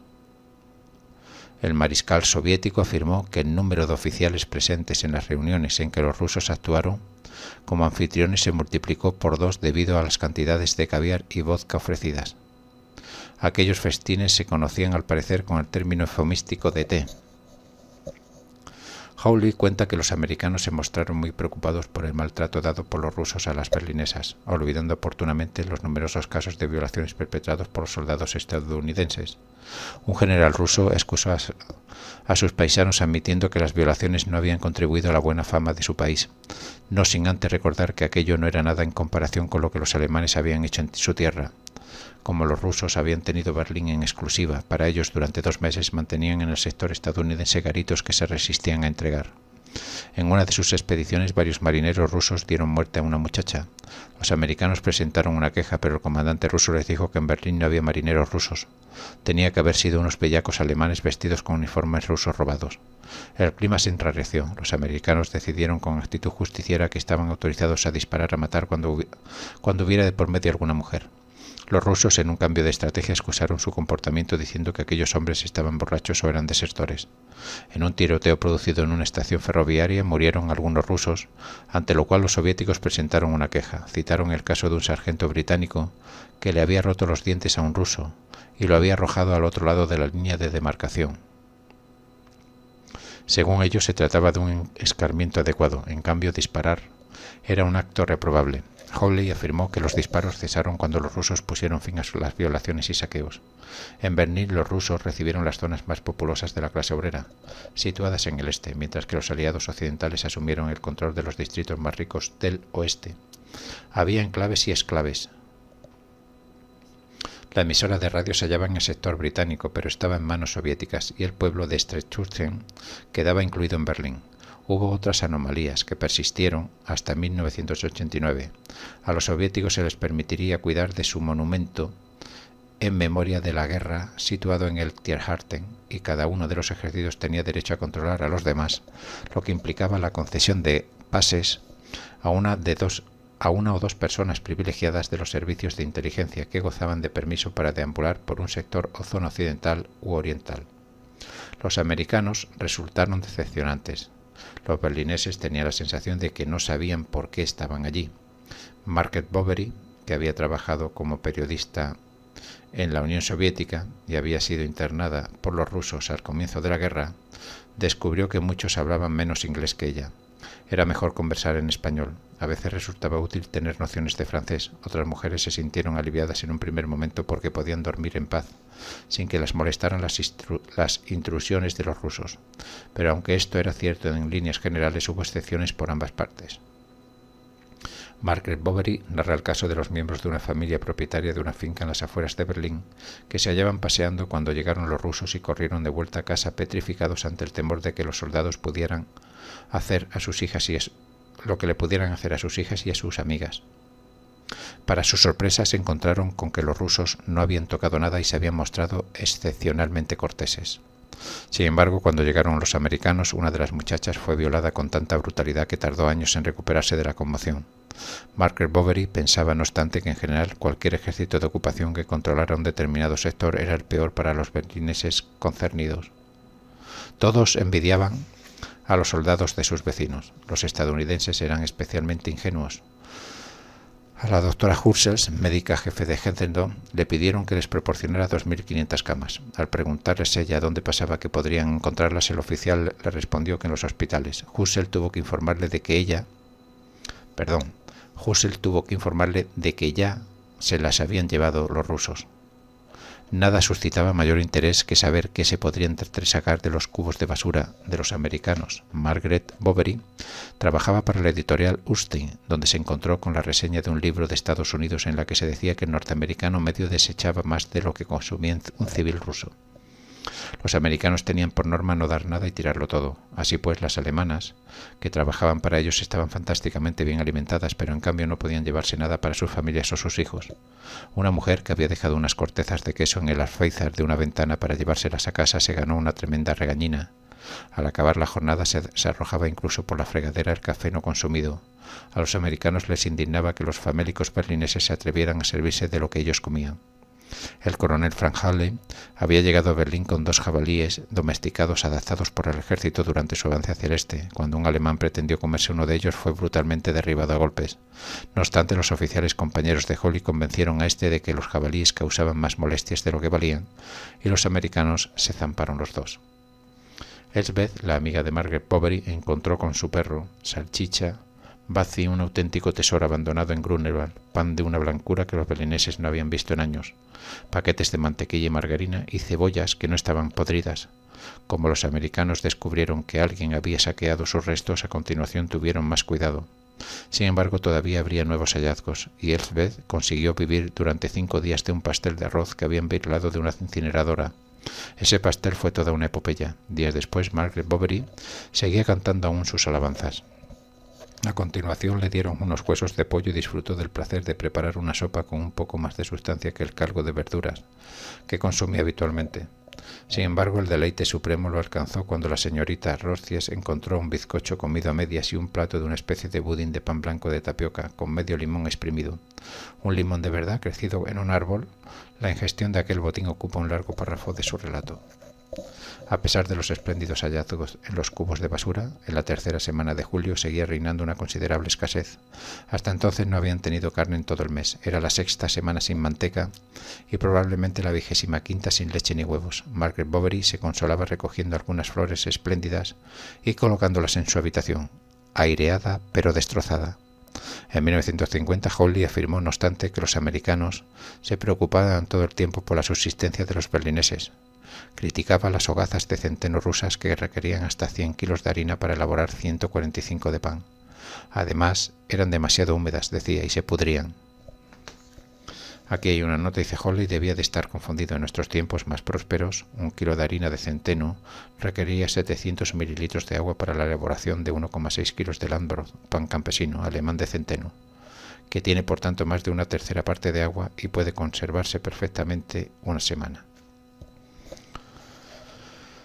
En cierto modo, Hawley resulta poco convincente, al menos a la luz de los acontecimientos posteriores, cuando refiere una conversación con el coronel francés Dalade en la que le pregunta si la comida puede ser un arma política y el francés le responde: por supuesto. Hawley y los americanos estaban absolutamente decididos a ganarse los corazones y las mentes y empezaron a enseñar a los niños de Berlín a jugar al béisbol y al baloncesto. El rechazo a contemplar con afecto a los famélicos berlineses formaban parte de la misma línea de conducta que prohibía confraternizar o ser sociable con el enemigo. Al principio la confraternización se castigaba con 6 meses de cárcel.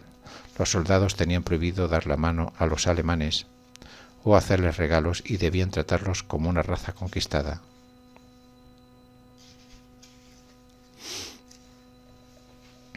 Pero los estadounidenses no tardaron en lanzarse a perseguir Frauleins. Además, se producían algunas situaciones curiosas. La señora Solf, por ejemplo, esposa de un exministro de Asuntos Exteriores a la que los nazis habían condenado a muerte por mantener un salón de opositores y había pasado un año en el campo de concentración de Ravensbrück, comenzó a recibir visitas de los británicos y los americanos, y aunque solo era piel y huesos, ellos no le llevaban nada de comer. Las medidas de los angloamericanos sobre la confraternización contrastaban vivamente con las de los rusos, que consentían el contacto con la población civil de manera informal como recompensa para unos y castigo para otros. Algunos berlineses creían que los criterios de los rusos eran más amables que el ostracismo decretado por los angloamericanos. Algunos llegaron incluso a decir que las berlinesas se habían sentido confortadas por sus atenciones, pues llevaban mucho tiempo sin mantener relaciones con sus propios hombres. El hecho de tratar a los berlineses como un pueblo conquistado generó cierta simpatía por los antiguos nazis. Como no había que hacer distinciones entre alemanes buenos y malos, los buenos alemanes comenzaron a colaborar con los malos. En algunos casos solo se había producido un cambio de nombres.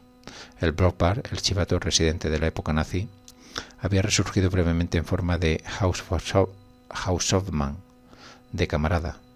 Margaret Bovary apareció con el cuestionario de desnazificación, el Fragebogen, en la mano, paralizada de angustia ante la idea de que las autoridades pudieran descubrir que había sido una PG. Friedrich fue asediada por antiguos nazis que le pedían testimonios de que habían ayudado a algún judío. En el caso de personas que se habían afiliado al partido por rutina, de manera oficiosa y solo de puertas afuera, hasta los propios antinazis se mostraban dispuestos a ayudarlas. Peor que la prohibición de confraternizar fue la requisa de viviendas en los elegantes barrios suburbanos del oeste, como Zehlendorf o Dahlem. Aquellos distritos configuraban el sector estadounidense y eran la zona donde se hallaban las villas más confortables. Las autoridades de Estados Unidos requisaron brevemente como club de oficiales el Titania Palace, hasta que Leo Borchardt consiguió que los devolvieran. Los moscovitas ocuparon grandes casas en un Pankov intacto en su mayor parte, mientras que los oficiales soviéticos de alto rango se instalaron en Kharkov. En total hubo que poner a disposición de los ocupantes unos 3.000 pisos y casas.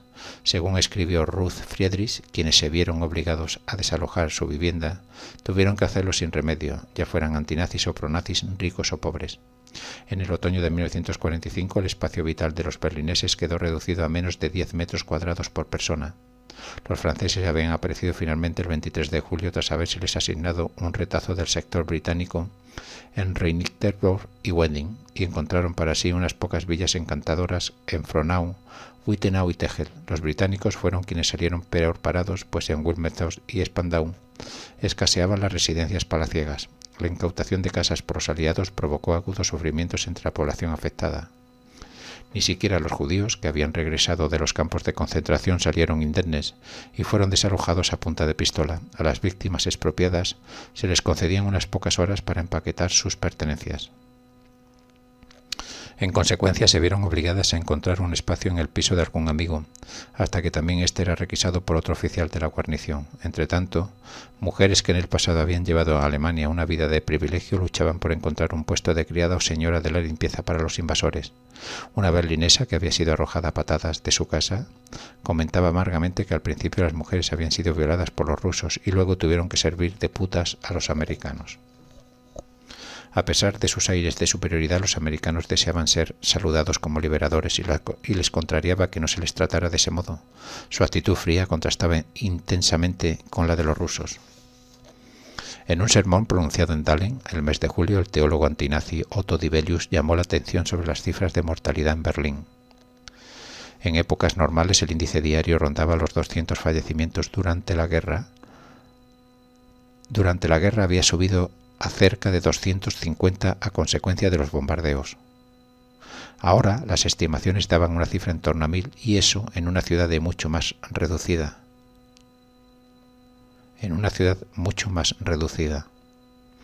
La hambruna se agravaba, la población, sobre todo la masculina, caía como moscas. La masacre final y las elevadas tasas de mortalidad tras el cese de las hostilidades significaban que quedaban muchísimos muertos por enterrar.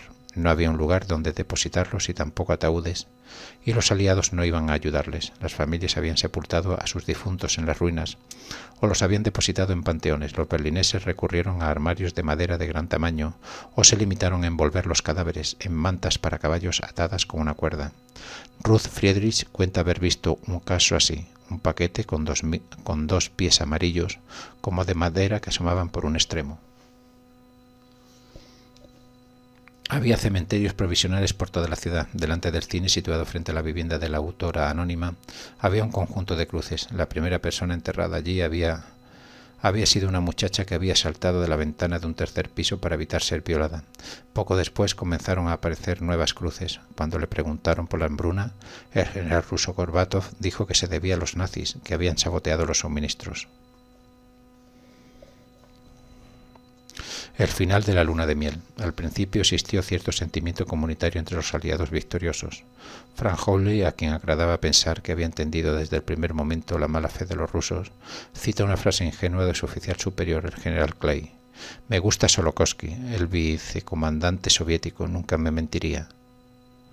Los aliados no tardaron en enfrentarse, y ese enfrentamiento no solo provocó fricciones entre los soldados, sino que fue también causa de peligro para los alemanes, que demostraban demasiadas simpatías hacia uno u otro de sus conquistadores.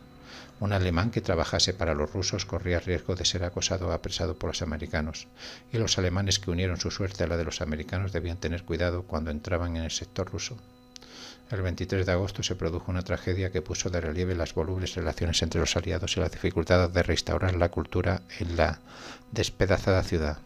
Leo Borchardt, el primer director de la Filarmónica de Berlín durante la posguerra, murió por los disparos de un centinela estadounidense demasiado diligente. Wilhelm Furtwängler, director titular de la orquesta, había huido a Suiza al final de la guerra y las potencias occidentales lo habían expulsado de la escena. Su delito consistía en haber actuado ante Hitler tanto en Berlín como en Bayreuth, a pesar de su temprana oposición a la política cultural del Tercer Reich. Durante la guerra, Borchardt había formado parte de un grupo clandestino de resistencia llamado Onkel Emil, tío Emil. Borchardt había conseguido fascinar a las autoridades soviéticas al hablar su idioma. Había nacido en San Petersburgo. Tras haber obtenido la confianza de los rusos, el 12 de mayo atravesó Berlín en bicicleta junto con sus amigos para echar un vistazo a la sala de conciertos de la Filarmónica. Iba a ganarle por la mano en Fundenwagen y aprovecharse de su exilio en Suiza para dirigir la Filarmónica de Berlín. Ruth Friedrich se preguntó si Fundenwagen se habría presentado en la sala de conciertos de aquella guisa. Entre los palcos destrozados aparecía una truculenta naturaleza muerta, en el lugar donde Bruno Walter y Fundenwagen en fechas más recientes. Había dirigido anteriormente la orquesta, yacía un caballo sin vida. Borchardt sabía cómo tratar con los soviéticos. Consiguió raciones más abundantes para los músicos de la Filarmónica. Cuando el estómago ruge, no se puede tocar la trompeta. El 26 de mayo interpretó a Mozart, la cuarta de Tchaikovsky y la música incidental de Mendelssohn, Sueño de una noche de verano, para un público de berlineses famélicos y harapientos. Antes de su muerte dirigió la orquesta en 22 ocasiones. Aquel fatídico jueves, él y su pareja Ruth Friedrich habían sido invitados a cenar con un coronel británico amante de la música. Habían disfrutado de un auténtico festín, sándwiches de pan con carne de verdad y whisky. Hablaron apasionadamente sobre Bach hasta el punto de que se les pasó la hora del toque de queda, que entraba en vigor a las 23 horas. El coronel decidió conducirlos a casa en persona. La noche anterior había habido un tiroteo entre soldados rusos y estadounidenses, y estos últimos habían dado orden de detener cualquier vehículo que se dirigiera al sector oriental. Debido a la intensidad de los faros, el centinela no se percató de que el vehículo era británico e indicó al coronel que se detuviera cuando pasaba bajo el puente del S-Bahn, el tren suburbano, hacia la Bundesplatz. Su intención fue apuntar a los neumáticos, pero el disparo atravesó la cabeza de Borchardt, que murió al instante. Otoño de 1945. En septiembre los berlineses se habían acostumbrado ya a las condiciones imperantes en su ciudad, pero para otros, en especial para quienes habían disfrutado de una prosperidad relativa en el sudoeste, supusieron una auténtica conmoción. Ursula von Kardorff consiguió regresar finalmente a Berlín al comienzo del otoño, tras haberse puesto en camino en febrero. Los alimentos escaseaban y la gente ofrecía el aspecto de estar medio loca a consecuencia de sus vivencias desde la conquista rusa.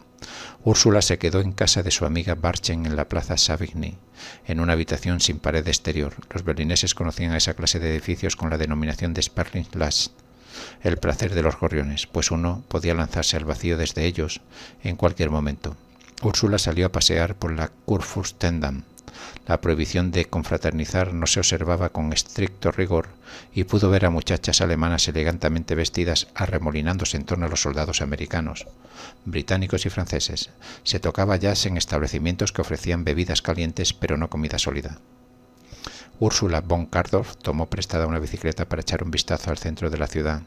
La Wilhelmstraße había desaparecido. El Ministerio de Asuntos Exteriores apenas era una ruina. Solo el Ministerio de Propaganda permanecía indemne. En la Pariser Platz, el Hotel Hadlon era un cascarón quemado. Su propia casa se había hundido. En la plaza se alzaba una enorme estatua de Stalin. Las dos garitas que flanqueaban la puerta de Brandenburgo eran un montón de escombros. Soldados de las cuatro potencias paseaban por los alrededores añadiendo una apariencia viva al paisaje de ruinas. En torno al edificio del Reichstag había surgido un mercado negro. Había tumbas de rusas en la plaza Ranke y en las aceras tanques abandonados que servían como columnas publicitarias donde se anunciaban escuelas de baile, nuevos teatros y periódicos. En ellos jugaban pilluelos que recordaban los cuadros de Heinrich Ziel. El Hospital Franciscus era el único edificio no dañado y las monjas ataviadas con sus hábitos parecían estar intemporales, como si hubiese surgido de algún lugar de la meseta castellana. Cerca de allí el Tiergarten era un caos ennegrecido, más parecido a un campo de batalla que a un jardín paisajista. La señorita von Kardorff fue a visitar a un antiguo colega de la Deutsche Zeitung, DAZ, Ludwig Fiedler, que le narró una historia típica. Al final de la guerra había sido reclutado para la Volkssturm o milicia popular, como cualquier otro hombre de entre 15 y 60 años. Este resto último de material humano recibió el encargo de defender Alemania en una guerra a ultranza. En las ruinas del bar Gruban, Ansuchay se había topado con un oficial ruso que estaba a punto de dispararle. Fiedler sacó un aguardiente repugnantemente dulce y el ruso y él se sentaron en medio del combate y se emborracharon. El ruso estaba tan aturdido que comenzó a besar a su enemigo alemán. Luego quiso matarlo y a continuación se sintió tan borracho que se olvidó de todo. Cierto día Úrsula von Kardorf fue a visitar a su tía Katinka, la mujer del político Siegfried von Kardorf. Vivía en una distinguida villa próxima al Tiergarten, que milagrosamente había observado buena parte de su contenido, aunque también había perdido una sección de sus muros. Ambas marcharon al cercano Esplanade, el único gran hotel que había sobrevivido parcialmente a la guerra. Solo quedaba en pie uno de los comedores. Tuvieron que abonar un depósito de 80 marcos por los cuchillos y los tenedores, pues muchos de ellos habían sido robados. La sopa de patata que consumieron les costó tanto como toda una comida en el pasado. Después de comer fueron al sector ruso, pues la tía Katinka quería visitar a su amigo Friedrich Ebert, el corpulento y alcohólico hijo del primer presidente de la República de Weimar y una especie de Gauleiter de Brandenburgo, al servicio de los rusos.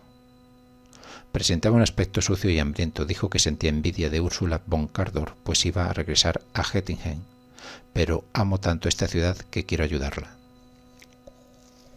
En Berlín todos estaban en tensión. Personas que apenas se conocían se abordaban encantadas de ver que su interlocutor había sobrevivido. Todo el mundo se tuteaba cuando en círculos como el de Úrsula von Kardorf se había mantenido en el pasado un estilo de trato estrictamente formal. El tema de todas las conversaciones era quién había sobrevivido. ¿Fulano se había suicidado? No. ¿Había sido detenido por los Gestapo por la GPU? ¿O quizás se había trasladado a la zona británica? Otro había sido abatido por los disparos de los SS por haber sacado la bandera blanca con 10 minutos de antelación. Un tercero había sido liquidado por un ruso borracho por no haber podido proporcionarle alcohol. Un cuarto había pasado varios días con la GPU y luego lo habían soltado. Úrsula oyó contar historias que le helaron la sangre, por ejemplo sobre Helga Steirk, la persona de contacto entre su periódico y el SD, el Partido Demócrata Suizo, un hombre que les había quitado de encima a las autoridades. Había sido detenido por los rusos y sentenciado a morir de un tiro en la cabeza. Sus captores le hicieron arrodillarse, levantarse, volver a arrodillarse y levantarse de nuevo hasta que finalmente lo llevaron ante una puerta y la abrieron. Pudo largarse aprovechando la oportunidad. El anciano conde Hardenberg, que se había disparado un tiro en el estómago, después de la conspiración de julio del 44 había conseguido escapar del campo de concentración de Oranienburg, donde se hallaba el detenido. A pesar de sus terribles heridas, había huido y se había escondido en el bosque, mientras los guardias mataban por puro rencor a todo aquel que pudiera haber sido un elemento aprovechable para una nueva Alemania. Era un milagro. Toda la familia había sobrevivido, incluso el hijo, a quien se había castigado enviándolo a Curlandia, donde debido a la terquedad de Hitler, muchas divisiones se mantuvieron inactivas hasta que fueron capturadas por el Ejército Rojo y conducidas al cautiverio. También él había aprovechado su oportunidad de escapar. En otro momento, los intentos de Úrsula von Kardorf de ponerse a escribir se vieron interrumpidos por la llegada de una de las primas de Barchen con 4 niñas.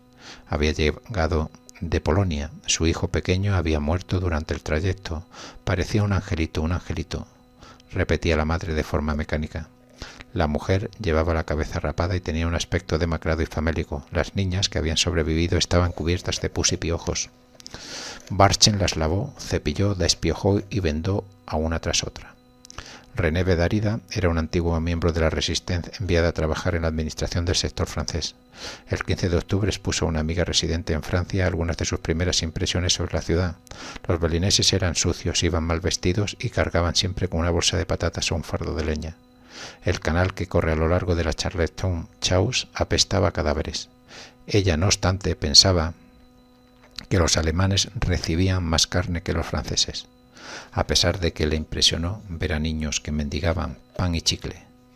René acudió a los mercados negros de Tiergarten y la Alexanderplatz. Aquí hay una nota, dice: en Adviento surgió en las ruinas del Chelos un destartalado mercadillo de Navidad. Fue un símbolo estimulante de la vuelta a la normalidad. Con 5 cigarrillos se conseguía un rollo de negativos para una cámara o una cruz de hierro. Uno de los teatros de ópera estaba aún en pie y René fue a ver una representación de Rigoletto. Le extrañó encontrarse con berlinesas vestidas con sus mejores galas. ¿Cómo pueden atreverse estas mujeres a caminar por Berlín ataviadas de ese modo? Acompañada de otra administrativa francesa, observó la llegada de prisioneros de guerra alemanes a la estación de Setting. Nos sentimos desarmadas. La tentación de despreciarlos u odiarlos se hacía imposible ante la visión de aquella gente abatida. También ellos eran víctimas de la locura de Hitler. René vivía en Frohnau, en el sector francés. Aquel distrito berlinés sobrevivió a la guerra más o menos indemne, pero la requisa de casas y habitaciones había provocado resentimiento. Los franceses eran un grupo de personas raras y suspicaces compuesto por antiguos miembros de la Resistencia, funcionarios en comisión de servicio, hombres de Vichy que esperaban que Francia se olvidase de ellos y que se habían trasladado al otro lado del Rin para limpiar su hoja de servicios aventureros y especuladores. Los franceses perpetraron algunos actos de rencor infantil. En el Tiergarten mutilaron inscripciones de la Siegessäule, la columna de la victoria, que conmemoraba el triunfo alemán en la guerra franco-prusiana, y la decoraron con la bandera tricolor de Francia. En Schönewerder encontraron un fragmento del Palacio de las Tullerías incendiado en 1871 por los revolucionarios de la Comuna de París y retiraron una placa que hablaba en tono sublime del destino de las naciones. Los propios alemanes no perdieron mucho tiempo con los franceses, se percataron de que eran conquistadores de segunda división. Libusa von Koskov llegó de Pomerania en febrero del 46. Había transcurrido 2 años desde que marchó allí a controlar las emisiones de la BBC para la Oficina de Investigación de Ribbentrop. Reconoció los alojamientos trogloditas de los berlineses por los tubos de las estufas que emergían del suelo. Iban tan astrosa que la criada de un amigo de su madre le ofreció 50 peniques y le dio con la puerta en las narices. Su cuerpo acabó derrumbándose tras la puerta sufrida y pasó una semana enferma. Primavera de 1946. El tren militar dejó a George Clark en Berlín en la primavera del 46. El invierno había sido criminal y los alojamientos eran de pésima calidad.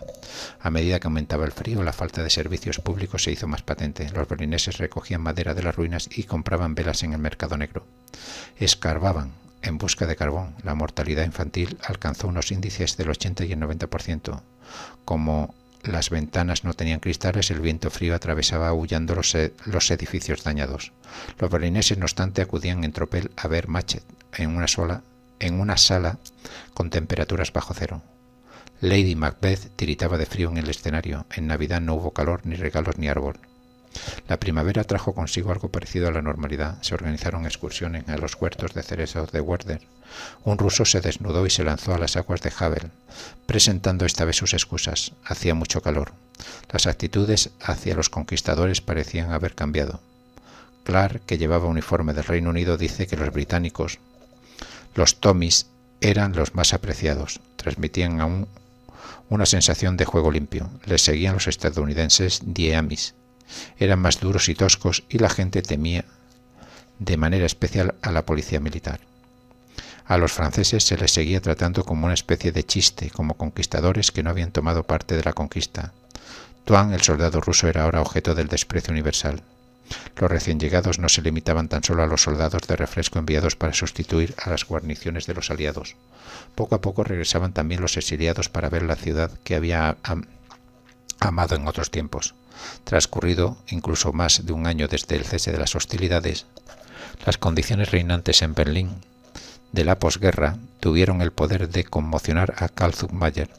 En una carta escrita a su esposa Alice el 24 de noviembre, Zuckmayer hablaba de la imposibilidad de recrear la ciudad, que resultaba casi imprescindible. El 19 de julio del 47 aterrizaron en Berlín unos exiliados de muy distinta categoría, 7 antiguos nazis. Los criminales de guerra, que habían escapado de la horca en Nuremberg, fueron trasladados en avión a Spandau. Speer miraba excitado por la ventanilla del Dakota cuando tomó tierra. Pudo discernir los restos de sus propias aportaciones a la ciudad. El eje este-oeste que rematé para el 50º cumpleaños de Hitler. A continuación vi al Estadio Olímpico con su césped bien cuidado, por supuesto, y finalmente la Cancillería diseñada por mí. Todavía estaba allí, aunque dañada por varios disparos directos. Los árboles del Tiergarten habían sido talados sin excepción, por lo que al principio pensé que se trataba de un aeródromo. El Grunewald y los lagos del Havel se hallaban intactos y tan hermosos como siempre. Habrían de transcurrir 20 años hasta que se le permitiese verlos otra vez. Bien, aquí acaba la zona de Berlín.